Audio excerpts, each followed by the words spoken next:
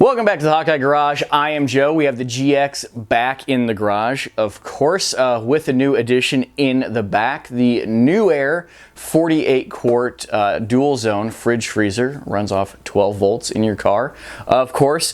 But anyway, you may also remember that Newair last year sent me an 80 quart version of their dual zone fridge freezer, which we used on vacation and day to day and camping and things like that. And we absolutely love it. The only problem with that one is big. It takes up a lot of space in the vehicle, and with 4 of us on a road trip, sometimes we need a lot more space for a lot of other things. So they finally came out with a 48 quart version of that bigger refrigerator, and of course they were awesome and sent me one for us to use, and we have been putting it through its paces. We just finished a 9-day 2,200 mile 4-state road trip up into South Dakota and Wyoming, where we used it every single day, and it performed flawlessly. Now, ideally I would have made a video of us using it on location, but it is very windy out there and not ideal conditions to making a video outside. So we are back from that road trip, and I'm going to tell you all about how it performed. Stay tuned. Real quick recap, and we'll dig into it. Of course, this is from Newair.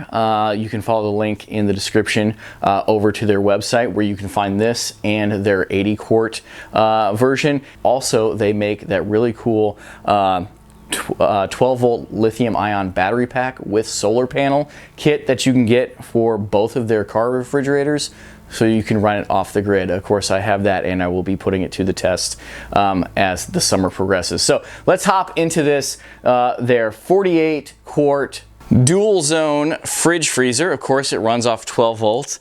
I, of course, am still using my slightly modified plug here instead of the traditional cigarette lighter adapter. I have a video on doing that. I prefer it. It flows just a little bit more juice. The plug is just a little bit sturdier. Yeah, it's just a cheap conversion that I did. I'll drop a link for that video. Go check that out. There may be a mod that you want to do. Of course, it will not affect how the fridge runs. It may affect its warranty. I don't know. Either way. This particular unit has 1 lid instead of 2 lids because it's dual zone. The big fridge, the 80 quart, has 2 lids. This has 1. Pop that open. Of course, this one is reversible as well, so you can switch it to either side, so it can open from either side, which is awesome. We have baskets. The front is the bigger compartment. The rear is the smaller compartment. LED light in that compartment, LED light in this compartment. Let's just talk about the lights real quick. I've done a lot of inexpensive fridges reviews in the past, like I mentioned earlier. A light in the fridge kind of seems like a novelty, not a big deal or whatever.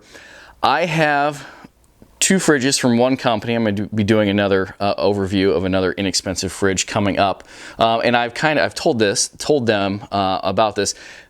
Neither of those fridges have a light.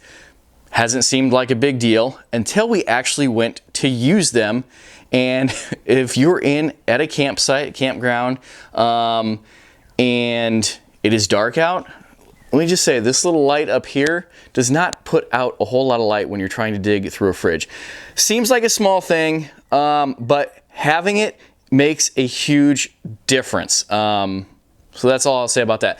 This particular unit actually has a cutting board built in, which is really cool. And I didn't even notice this. My oldest daughter, my 10-year-old, pointed this out to me. It fits in the top. Is kind of like a secure place to do some cutting. Some cup holder recesses here, those are honestly kind of pointless. That's not really going to keep a cup in there if the whole fridge is off kilter.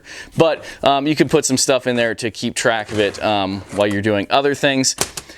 This unit, again, has an LG compressor, which is in there. This unit and my other Newair unit are definitely the quietest units that I have. You probably wouldn't mind sleeping in a vehicle with this fridge running. It probably wouldn't keep you up too much. I have some other units where the compressor definitely would. And you can set either zone, so you have readouts here. On my big one, I actually used a label maker to label which temperature zone was which when I was doing, actually using one of them as a freezer and one as a fridge, because I could never remember which compartment was which.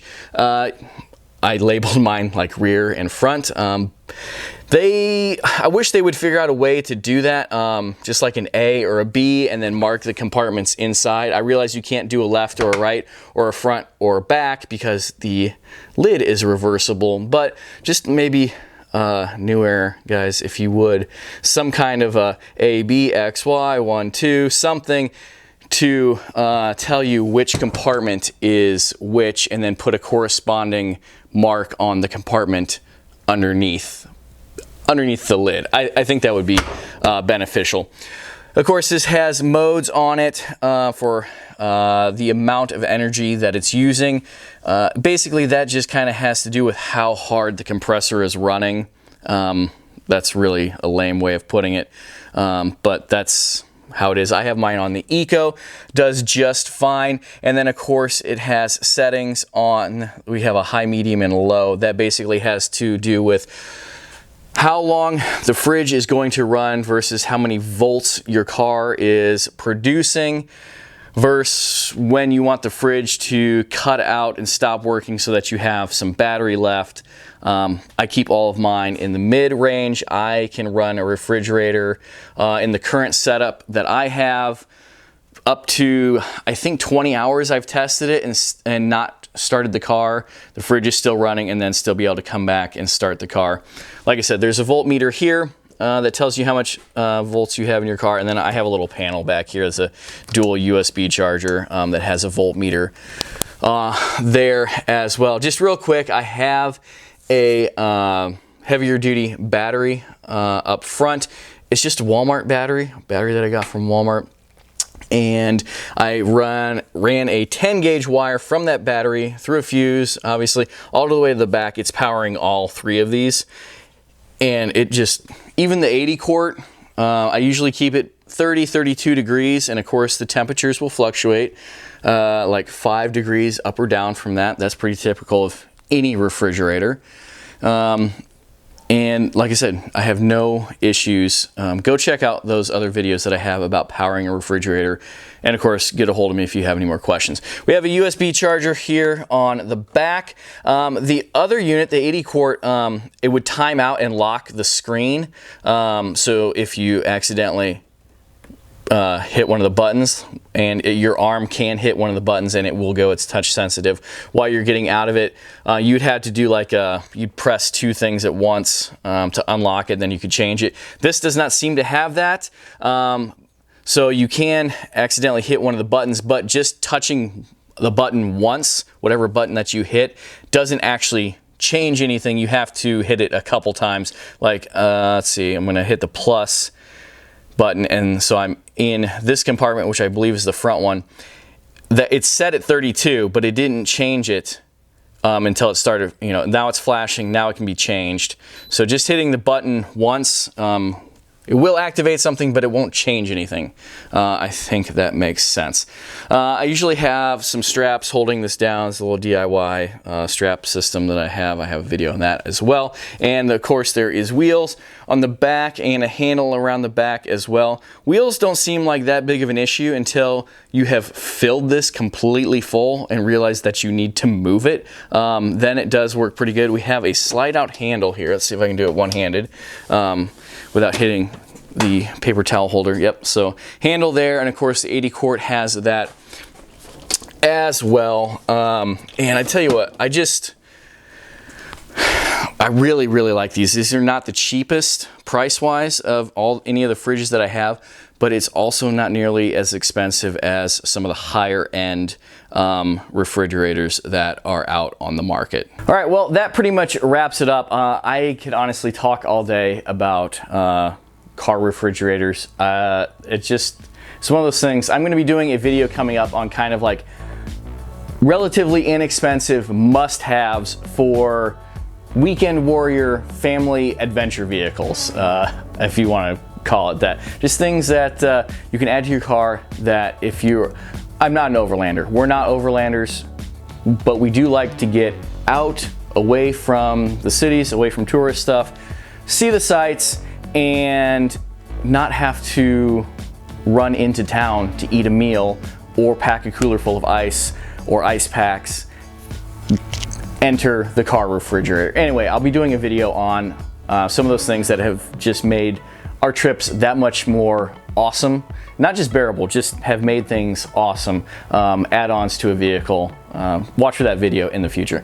Anyway, follow links everywhere to previous refrigerator videos, battery 12-volt system install videos on how to better run one of these in your rig, over to Newair's website where you can check out all of their great products, and of course my coupon code Hawkeye10 will get you 10% off of that. So we try to drop a video here on the channel every Sunday. It's been a little hectic lately. It's been a long winter, so I haven't been awesome with that. I have a lot of stuff, a lot of great content coming to you guys, and I'm going to try my hardest to get those videos out every Sunday from this time forward. Follow the links also over to my social media, Instagram and Facebook, where we have vehicle stuff, family stuff, travel stuff, mountain biking stuff.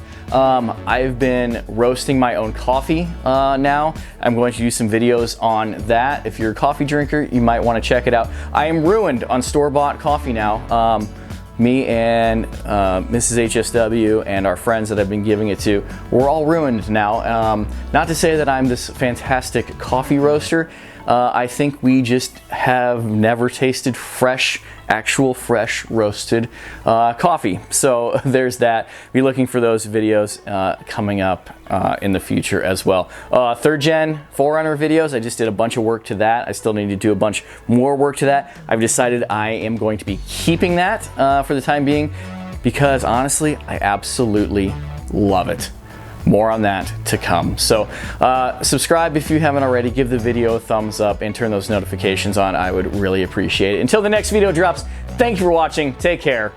Goodbye.